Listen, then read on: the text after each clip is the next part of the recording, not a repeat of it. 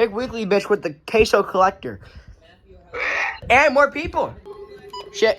Sunny, with a temperature of 57 in Buffalo and 63.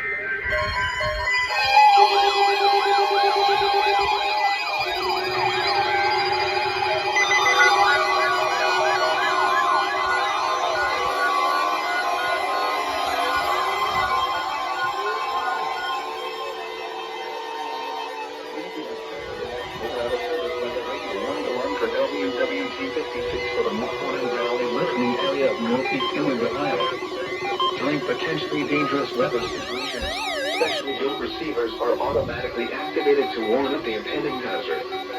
Tests of these receivers are normally conducted by the National Weather Service every Wednesday between 11 a.m. and noon.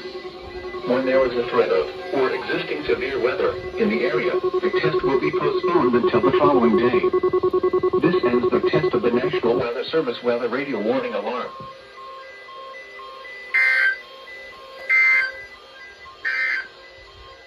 The forecast for the Mahoning Valley.